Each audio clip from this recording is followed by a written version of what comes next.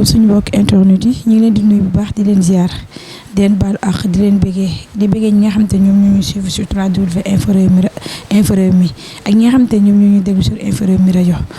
di leen kii nag remercier bu baax a baax ndax gis nañ combat bi ñoom ñëpp seen appréciation kontaan nañ ci ñoom ñi nga xam te ñoom nekk sur le net mais tey nag ñu ngi fii ci Parcelles ñëw seet si ki nga xamante ni dafa def jaloore bu rëy ñu koy félicité bu baax a baax mu nekk suñu mag nekk suñu xarit nekk suñu lépp ba pare ñu bokk ci li ñuy yëngu muy Malick Ngom arbitre kenn du ko présenté kenn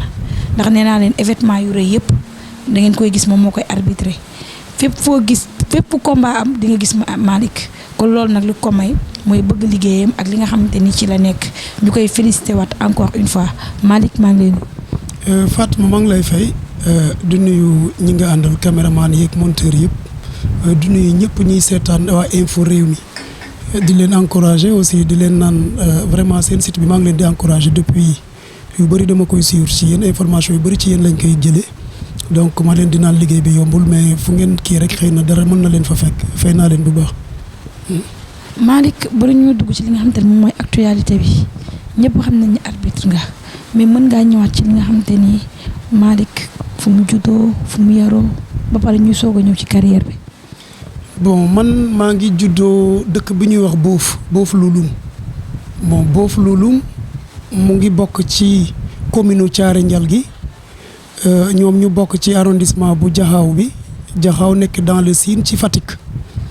boobu fa laa juddoo fa laa yaroo ba bi ma amee sama entrée en sixième ma dem Fatick boobu Fatick la ñuy jànge ci CM Thierno Mamadou Sall laa jànge def fa 4 ans am sama BFM après dem lycée Coumba Ndoffène Diouf bu Fatick foofu aussi ma def sama 3 ans après am foofu bac bi ma amee bac laa ñëw université du suivre département espagnol. ma ñàkk a ñaanal aussi waa CNG parce que ñooy sama kilifa te ñoo ma yebal ñoo ma jox ndigal pour ma mun a wax ak presse bi donc jëlee ko président Alioune Sarr di ko encouragé parce que yombul mag la am na lu mu am ay doom ba pare mais terewul njiit dafa métti lool ñu koy sargal vraiment di ko ñaanal lii yëpp succès bu mën di am aussi nañ ko delloo njukkal parce que lépp c'est grâce à lui moo ñuy formé ci yar bi ñuy wax moo ñuy formé ci lépp lu ñuy nekk vraiment di ko ñaanal bureau CNG yëpp mënuma ñàkk a ñaanal aussi sama collègue arbitre tey ci man la tombé mais mënoon na tombé ci ñoom ñëpp parce que ñoom ñëpp ñu ngi def liggéey bu mucc ayib jële ko ci président Sitor jaar ci doyen Ñoxor mi ma formé parce que moo ma dugal ci la arbitrage ci Babacar ak sama gars yi nekk foofu yëpp mënuma limmee bépp arbitre bu nekk CCA fii ak wër Sénégal yëpp maa ngi leen di nuyu xam ne lii seen ndam la du sama ndam mais yéen la parce que lu ma ci xam aussi ci échange yi ñuy def ci yéen laa ko jëlee. Malick ngay liggéey lu metti ni arbitrage danga ciy dégg lu ne xam nga tey ay am nit ñoo xamante ni seen i jikko yamul nga ñëw ay champion yu nekk nga leen di arbitrage bi nan nga ci duggee. bu arbitrage bi man dama ne comme boofu fi ma leen wax dëkku làmb la village boobu presque làmb rek la nit ñi di foye foofu donc ñu juddu fekk ay suñuy grand ñoom ñuy bëre ñuy seetaani xam nga ku tudd ku am na mbër bu ñuy wax Tombe Seen boofu la dëkk bokk na écurie Séeréer année yooyu mais ñun bi ñuy nekk xele muy bëri ji ay jaxaaw ay saas lingeer dëkk yooyu tund boobu ay simon muy bëri ji ñu nekk ay booy mais buñ doon seetaani sax dañuy dàq mais chaque fois ñu dégg ne Tombe jël na fii ñun ñu dem werante beeg nii donc du coup virusu lamb bi topp ñu ñuy dem ba bi may jàngee Fatick drapeau chef de l'État 1996 bi Zallo jëloon ci Yékini yàlla def boobu maa ngi jàngee Fatick jour boobu amuñu woon passe bu ñu duggee stade man ak ki jiite arbitre Kaolack yi Laurent Diouf maa ngi koy nuyu au passage ñun dañu ñëw xaar ba Tombe ñëw ci buntu bi ñu jël saakam après uufal ko ci mukaay donc ñoom noonu lañ seetaane lamb ji nekk en direct jege mbër yëpp ci laa gisi champion yi ma doon dégg ay ñoom Moustapha Guèye nga xam ne woyu Aline Mbaye Nder ba moo gën a tax ma toppoon ko sax kii ñoom Zallo gaa yoo xam ne ci télé lañ ko doon dégg ñu toog nii jàkkaarloog ñoom yàlla def Tombe daan 2 lutteurs hôtel Dior bi nekkoon Kaolack ak ñeneen léegi dajeeg Zallo ak Yékini la dajel Yékini daan ko boobu ñoom ñaar ñoo représenté woon région Fatick affaire bi métti ñu trop parce que on comptait sur lui te temps yooyu vraiment bëri lu woon mbër yoo xam ne mën nañ ko daan ma nekk ci nag bi yàlla defee ma ñëw fii aussi je suivais l'actualité du ma woon tardé dara bi ma admee enseignement bi ñu affecté ma zone boobu ñuy jéem a créer tournoi ñuy dégg ay calaf yooyu ñun aussi comme zone boobu activités yi ñu mënoon wut pour dooleel école yi parce que école àll yi dañ leen di bàyyi en rade da ngay nekk ci àll bi am création école boobu tudd Kébé man maa ko sos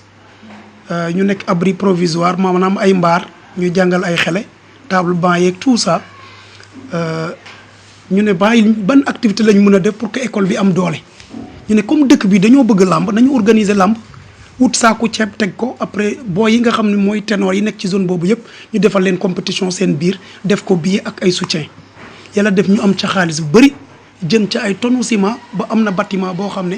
ñu waa Kébé peut-être buñ ko seetaanee dinañ xam li ma wax ca lañ ko tabaxee ba am ca benn salle de classe ci la état bi ñëw dooleel ñu tabax fa yeneen ñetti classe donc du coup loolu yëpp ñu nekkoon ci benn waaye gis ma ne ma ku tudd Alassane Sy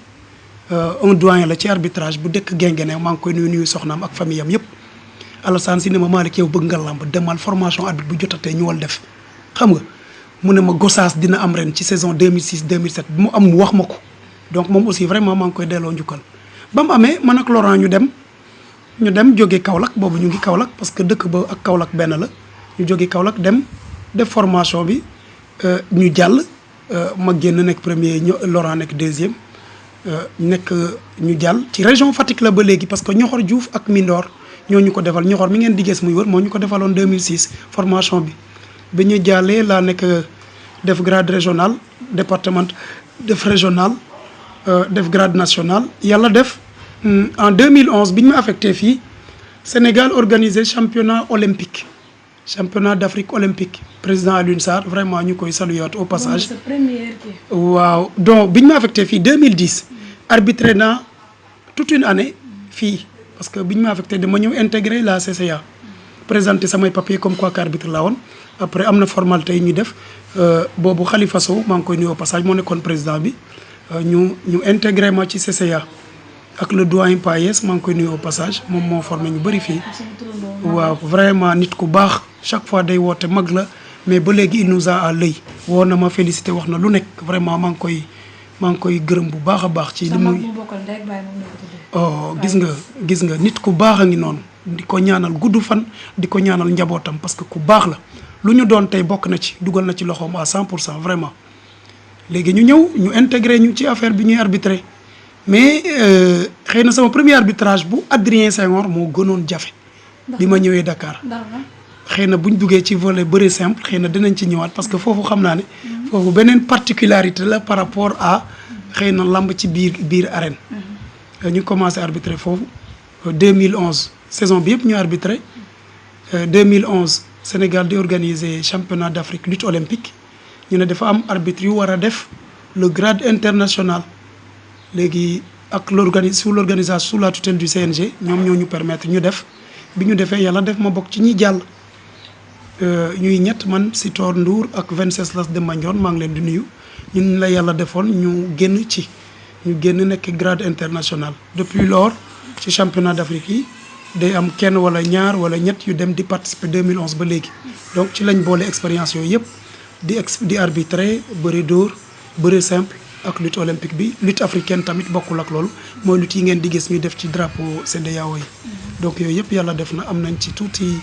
luñ ci jàngat daal bu koy jéem a appliqué. ba léegi dañuy ñëwaat ci arbitrage ndax dañoo gis yéen ak mbër yi parfois dañuy gis lu bari ndax arbitre yi mën nañu wax si ñoom ñoo gën a sonn ndax da ngay gis mbër bëre ñu ne arbitre mooy yàq combat am mbër bëre ñu ne arbitre bi la parfois nga gis mbër bëre sax ba ci chute bi arbitre sifflé parce que dafa am benn kii boo xamante ni sama cameraman sax mi ma koy wax ndax dañoo gis ñu bari yow parfois Malick dañuy gis ni mbër day dem ba jekku wala mbër war nomba nit ñu gis arbitre sifflé loolu lu waral loolu noonu yéen da ngeen bëgg chute bi leer wala da ngeen gis leen loo xamante ne wala loolu bokkul ci kii bi. bon xam nga des fois dañuy réere mbir lu bari parce que xëy na loo xamul rek xamoo ko wala loo li nga foog rek peut-être loolu ngay demee mais en réalité gis naa ci ay journaux wala yeneen yu bari gars yi naan arbitre bu sifflé rek dafa war a joxe ndam non demewul noonu arbitre mën na sifflé te du joxe ndam arbitre mën na sifflé ci cas yu bari bon yenn saa yi dañuy naan sax bu amee corps étranger ci biir te corps étranger fi mu nekk ci géew bi am na impact ci combat bi arbitre mën na arrêté ne kooku na génn ba pare mu continuer waat combat bi bëri na yu bëri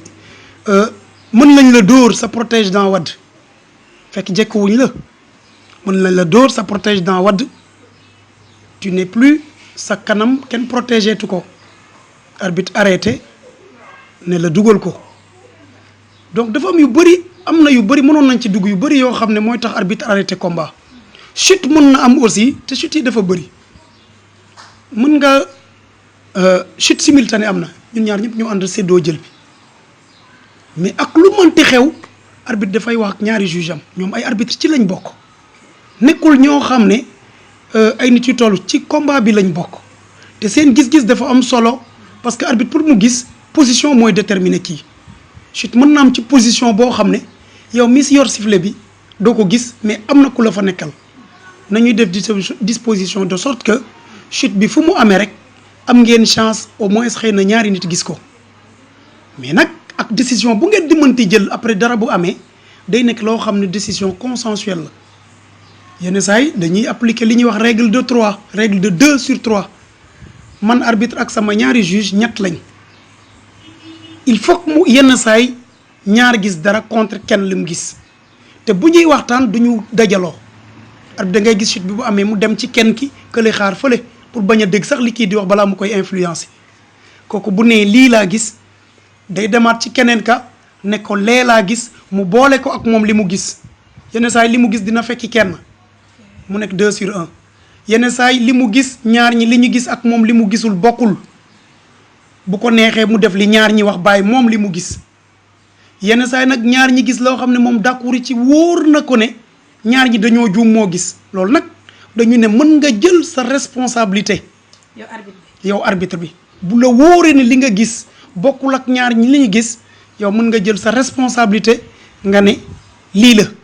mais aussi jël boo jëlee responsabilité aussi c'est à tes risques parce que bu yàlla dogalee nga juum ay daan mën na la ci fekk te daan yooyu du lu ñuy siiwal mais day am parce que ñaar ñi waxoon na la ko yow nga ne li nga gis loolu la far ñu dem visualiser image yi gis ne ñaar ñun lañ la waxoon dëgg la donc loolu mais terewul tamit nit ku nekk ci li ngay liggéey ci ngay juum parce que ay nit lañ mën nga foog ne loolu la à 100% fekk xëy na da nga juum parce que ay nit kese lañ c'est que il faudrait que ñiy seetaan mbër yeeg ñëpp mu am li ñuy wax une part de tolérance il faut que mu am part de tolérance bi nga xam ne comme nit moo motul ñu accordé ko loolu bu yàlla defoon caméra yi ngeen yor arbitre bi di ko yor di ko xool à la minute qui suit comme ni may tooñ Moustapha Guèye keroog ne ko Bamos Mao ñuy dem seconde par seconde foog naa kenn du juum mais ki nga xam ne à la minute près bépp nu jóg taxaw nga war a ne lii la non boo juumee aussi war nañ la mën a jàppale daal comprendre ne nit kese nga. mais xam nga erreur d'arbitrage yi li nit ñi ñoo koy waxee dafa bari parce que gis nañ tamit bërki dem moo Ndiaye arène nationale am na boo xamante ne yow yaa doon arbitrer après ñu ne Malick moo war a joxe kii mais dañoo gis Malick mu jug dem waxtaana ko li nga doon wax laaj ñee ba pare gis nañ ci combat Gora Sock ak Tyson 2 ay yeneen beneen mooy est-ce que tamit jarutul yéen comme lamb ni mu évolué te moom mooy facteur de développement ngeen am VAR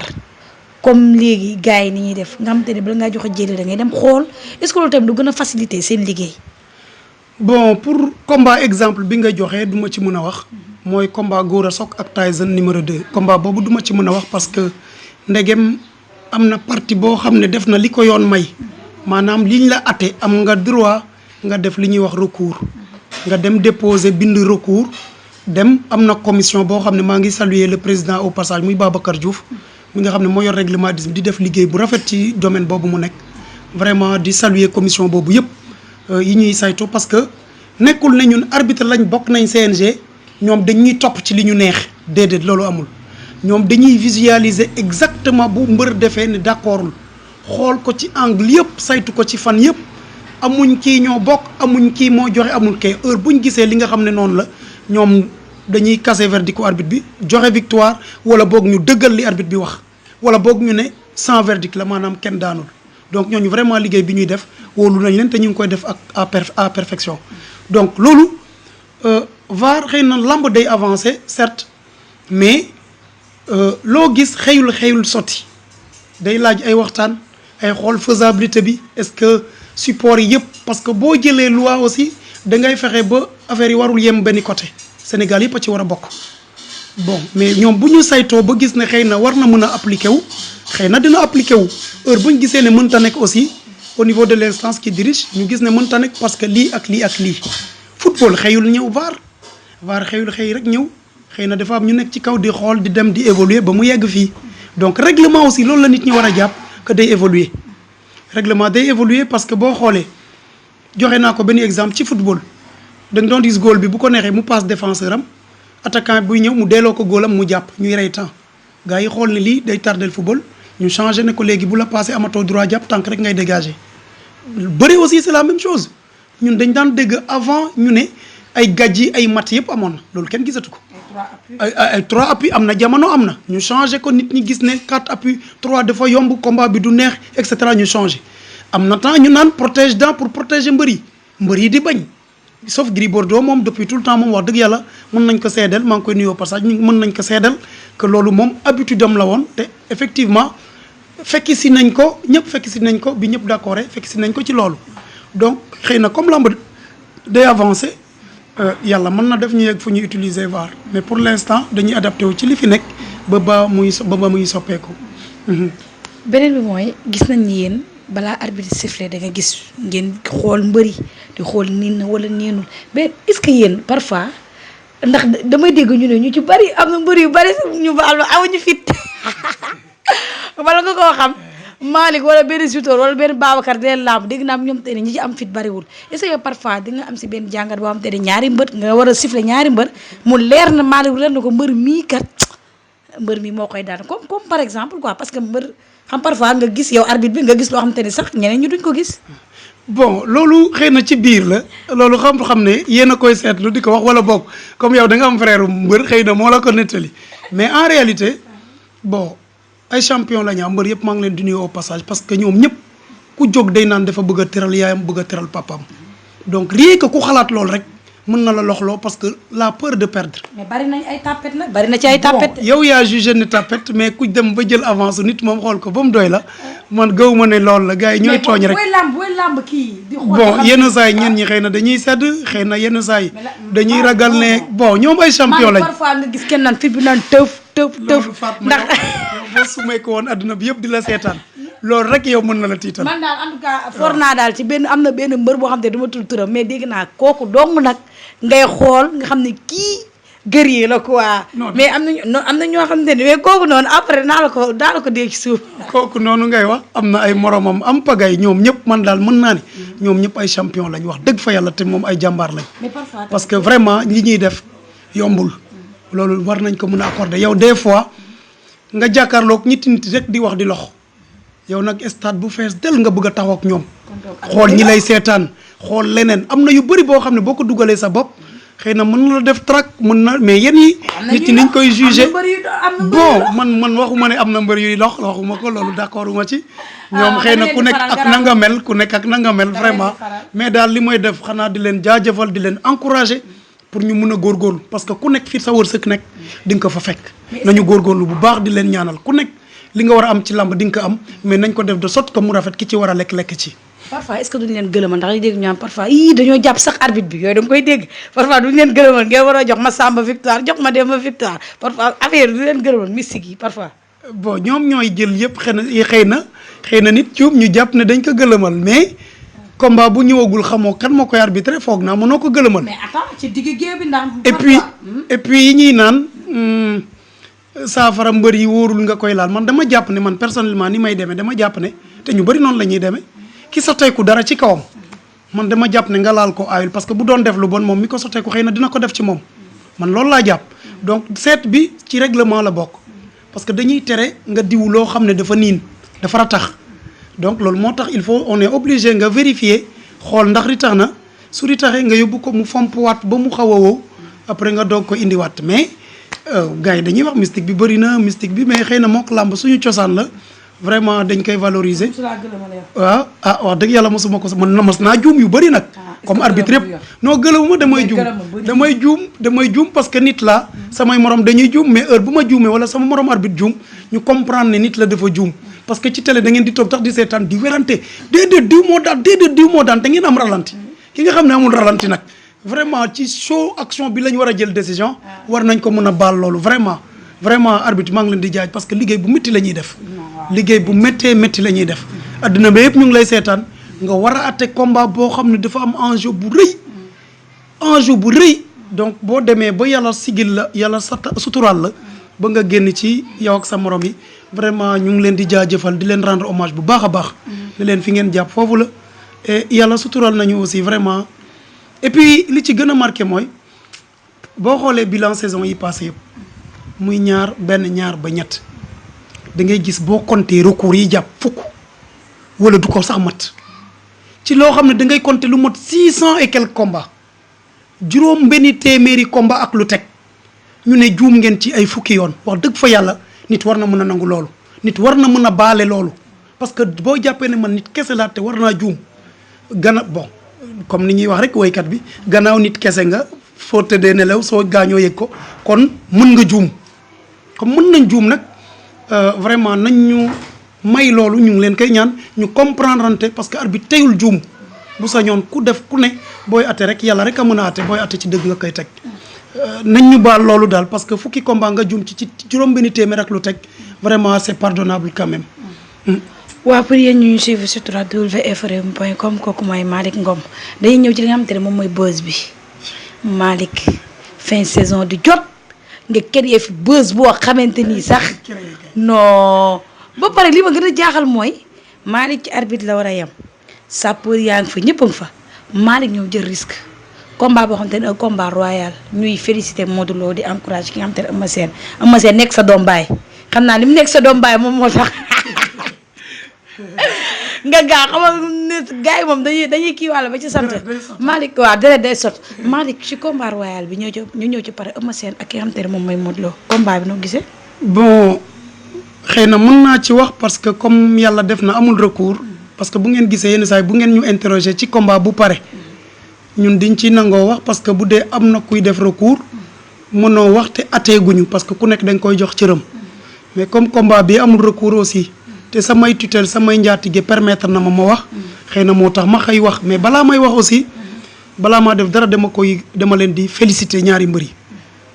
féliciter bu baax le vainqueur Modou Lo xëy na yàlla def il a du mérite am na fu mu jaar ba yàlla may ko mu am victoire bi di ko ñaanal ndam li jig ko xëy na may ko vraiment mu muuroo ko mook njabootam su ma ci jógee aussi comme ni ma waxee rek sport la keroog xaw ma janvier le 28 janvier la xaw ma le 28 janvier bi muy bëreek Balla Gaye métti woon na ci moom bi muy ñibbee xëy na ni mu ñibbee sentiment yi mu ñibbee ak sentiment yi mu ñibbee démb bokkul barke démb bokkul donc mën naa wax ne loolu mooy sport tey day neex suba mu naqari chaque fois bu naqaree nag bul saalit mukk ba wax loo xam ne waroo ko wax vraiment maa ngi koy ñaanal xëy na mu am ci lu ëpp njortam su ma ci paree may féliciter du ma encourager mais damay féliciter Eumeu Sène parce que am na audio bu ma dégg mu woo adversaire am wala mu ko yóbbante di ko féliciter di ko ñaanal loolu rek mooy sportivité te loolu la nit ñi di bëgg Modou Lo Eumeu Sène boobu aussi bu xoolee comme ni ma def ak Modou Lo comparé ko ak dernier combat am mu Eumeu Sène aussi boo comparé 1 an avant yàlla dogal na man ak ay arbitre bokkoon naa ci ñi ko arbitré woon maa ko arbitré woon mook Bombardier ba muy daan Bombardier sentiment yo mu ñibbee ak yi mu ñibbee tey bokkuñu donc neexoon na mooy sport tey mu neex suba mu naqari. kon donc le 31 janvier 2018 le 28 juillet 2019 kon ñaar yëpp yaa ko arbitré ba muy daan Bombardier ba ko Modou Lo di daan ok 1 an déjà. waaw ñaar yëpp yàlla dogal na xëy na bokk naa ci am na ñeneen ñu bëri ñu ko mënoon arbitré nag bëri nañ trop parce que mot nañ lu ëpp fanweer yoo xam ne kooku ci doxoon dina def xëy na sax lu gën a rafet man li ma def ma leen di sargal bu baax ñoom arbitré parce que lu nit def rek daf ko def à travers moom mais ñi ci ginnaaw ñoo ci gën a bëri donc yàlla def na ci man la tombeloon bi muy gagné Eumeu Sène bi muy gagné Bombardier maa ko arbitré woon man ak sama yeneen ñaari nit mu am ndam boo xam ne ñaan yal na ko jig na ko vraiment mu am ci lu ko raw bii aussi demee na ni muy féliciter adversaire bi moom aussi maa ngi koy ñaanal ne ko carrière am jeexul mën na am leneen lu raw lool ñi ñu ngi tooñ naan doom baay c'est vrai que Ngom la sant man Ngom laa sant mais Sénégal la fii Sénégal la foog naa xëy na à part daje mosuñu am fenn fu ñu daje ci ay événements mais vraiment maa ngi koy ñaanal bu fekkente ne yaramam dafa am fenn fu sutante ci combat bi yal na ko yàlla yëkkati ba mu retrouver vraiment ay sensation yàlla defal ko vraiment fa mu nekkoon xëy na mu continuer waat ay activité am di ko ñaanal jàmm mook njabootam ñoom ñëpp waaw sport la rek sport la woon bu jeexee comme booy ñaan ni mu koy waxee. nee na moom aussi Ngom la sant kon xanaa kooku sa mbokk la. waaw dañuy ñëw rek li nga xamante ni tey moom mooy coup bi nga xamante ni Eumeu Sène jël na ko ci Modou Lo ba kaaw ndax gis nañ def kaaw dëpp. ñu gis Malick moom mooy arbitré. mais li nga naan arbitre day vigilant ñu gis ni nga vigilant ci combat bu concentré wu ba mën nañu wax ni couronne Modou Lo bi comme que couronne la ñuy wax roi des arènes da nga koo sauvé parce que da nga sauvé Modou Lo mooy que ne tey ñaanuñu yàlla safaan moon na cee am te boobaa du ko tal. mën ngaa ñëwaat ci coup bi ak ni nga def ba aidé ko ndax ay risques yu bari nga jël yu risques yu bari te am na ay sapeur yu fa nekk te ñu ngi naan sax du domaine am mën naa def leneen parce que est-ce que loolu tamit doo ci am sanction doo ci am sanction ba pare. bon man dama ne même bu nekkoon dama ci am sanction man dama koy assumer parce que je me dis que képp ku mu nekkoon koo bokkal ndey ak baay par exemple waxuma man mais képp ku toogoon fii gis ku mu bokkal ndey ak baay deretam nekk ci situation boobu foog naa doo xaar koo xam ne moo ci màcc te nga xalaat ne lii bu ma ko defee xëy na mu génn ci donc bi coup bi amee effectivement parce que ñun arbitre fu ñuy toog chaque fois da ngay def de sorte que nga am position boo xam ne 4 membres u mbër yëpp da nga leen di gis mooy ñaari loxo yi ak ñaari tànk yi ñoom ñaar ñëpp fu nekk da nga koy gis suivre leen bu baax parce que depuis boo xoolee image yi ci bëtu mbër yi rek laa toppoon di xoolaale aussi cër yi donc am naa leen à l'œil bu ngeen xoolee moom bi mu jëlee coup bi avant mu yegg suuf départ na jóg na di dem donc bi mu yegg suuf aussi position bi mu yeggee suuf bu ngeen ko xoolee côté épaule gauche bi moom la jiital bopp bi samp ci suuf si donc il était inerte maanaam dara yëngatuwul ci yaramam ci laa ñëw directement jéem ko retourner après génnee bopp bi nekk contre le sable tourner ko bi ma ko tourné noonu jéem a ubbi gémmiñ bi parce que y a un corps étranger déjà parce que xam nga ne bi ñuy bëre ku nekk sax na protège dent te protège dent ba xamoo ndax mu ngi koy wannu te généralement boo jëlee uppercut sa lamiñ day lemu lamiñ bi boo ko wanee leneen mën na ci am en une fraction de seconde leneen mën na ci am directement parce que ci suñuy formation dañu ne l'arbitre doit toujours veiller à l'intégrité physique des lutteurs maanaam wër gu yaramu mbëri yow arbitre yow yaay premier bi nga xam ne war nga ci sàmm war nga ko sàmm boo gisee noo xam ne nag nit kaa ngi nekk en danger les premiers soins même bu dee forme ba nekku fa d'après ñoom ñi nga xam ne ñoom seen domaine la ñun am na lu ndaw loo xam ne peut-être wax nañu ko ñu jéem ko appliquer lamiñ bi balaa mu koy won dugal naa sama loxo jéem a dugal génnee xëcc donc protège bi aussi mënoon naa fekk muy dem nga génne waale ko avant loolu sapeur yi dinañ yegg si maa ngi leen di jaajëfal parce que sapeur yi seen liggéey la ñuy def te liggéey bu rafet lañ bu kenn blâmer kenn maa gënoon jege action bi moo tax maa fa jiitu mais juste après gis ngeen ña fa ñëw ñoom ñëpp wëlbati ko defal ko position latérale def son yi ci tegu mais képp kuy naan risque la que risque du si risque man dama jàpp ne rek xëy na xalaatam moo tollu foofu mais li nekkoon urgence pour man mooy fexe ba mu gaaw a nooyiwaat li nekk ci biir balaa muy dem nga fexe ko génnee muy protège bi wala làmmiñ bi loolu rek moom laa ci jublu woon bu ma defoon risque aussi man dama jàppoon ne rek sama mébét moo woon na ma ko jéem a sauver comme sa loxo bi nga dugal ci gémmiñ gi waaw bon dama parce que bëñ yi dañu contracté même sama loxo bi ma dugal ci gémmiñam am na ñu ma ne risque dëgg nga def parce que ku kawoo bu gémmiñ yi fermé woon ci say baram day dagg complètement parce que poids bi nekk ci kii bi bu mattee noonu ak mâchoire bi du bàyyi parce que ku nekk kawoo déjà loolu pour mu dindi ko day métti mais j'ai pris le risque ma bës kii bi ba mu ubbeeku ma dugal samay baaraam jéem a génnee daal la fa nekk pour jéem a xool parce que après xëy na mënoon na étouffer wala mu noyyi suuf si bu loolu yëpp bu ñu fay yéexoon daal loolu mënoon na ci am mu indi beneen affaire ma jéem a def loo xam ne peut-être loolu la gars yi waxoon. parce que keneen bu fa nekkoon aussi mën na nag bu ngeen seetloo combat Zoss Siteu xëy na bii gars yi dañu jàpp ne dafa grave mais bu ngeen seetloo revisualiser combat Zoss Siteu keroog juge laa woon mais bi ki chute bi amee peut-être maa ngi saluer arbitre bi au passage peut-être seetlu na ko gis na mais man directement étant juge comme ni sama juge yi passé niñ ko defee dama foncé directement fekk si Zoss fi mu tëdd wëlbati ko maa génnee protège bi ci gémmiñam bu ngeen visualiser image di ngeen gis juge bu daw dem directement ci moomu boo après génne non du ñëpp la danga koo jàng bon fekkee naa fu ñuy waxee fekkee na genre séminaire bu gars yi doon def ci yu mel noonu genre premier soin noo koy defee bu ñëwee kuy noyé fekkee naa ci mais ci arbitrage def ci bokk volet la boo xam ne ci arbitrage ñi ñuy formé muy président ñoom si toor ñiy formé bokk ci formation bi président ñoxor ñoom Babacar ak gars yëpp nekk ci biir ñoom 27 match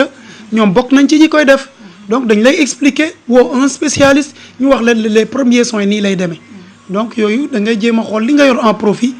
nga jéem ko def mais nag dafa am yoo xam ne gars dañ koy fàtte gis nga diggante théorie ak pratique am na un grand écart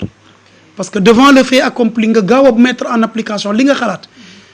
jëfin bi mën na wuute tuuti mais l'essentiel li nga ciy jublu mooy na nit ki sauver rek parce que bakkan dafa fort. lan moo la gën a marqué sa liggéey parce que affaire bi metti na tentation yu nekk di nga ko daj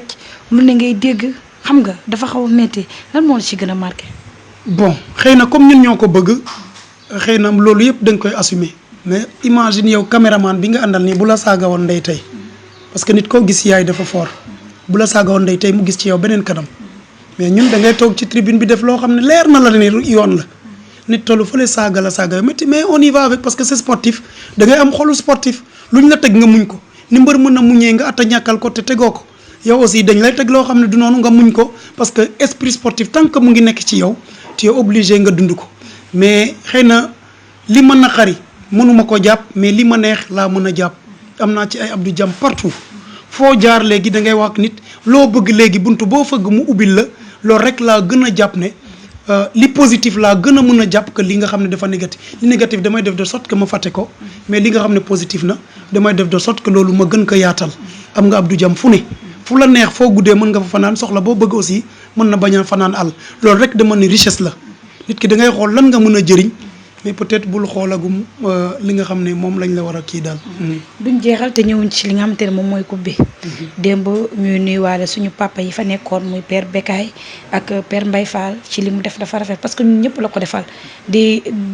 remercier ñëpp parce que da nga bokk si ñun mais coupe bi tey ñu la jox ban kii nga ci am ban yëg-yëg. coupe biñ ma jox dañ ko jox ci sama loxo rek mais ci arbitre yëpp ñoo ko moom. arbitre yëpp lañ ko jox donc ki ko joxee muy Mbaye Fall. vraiment maa ngi koy remercier au nom de tous les arbitres et au nom du CNG du bulee temps ni ma ko gisee nii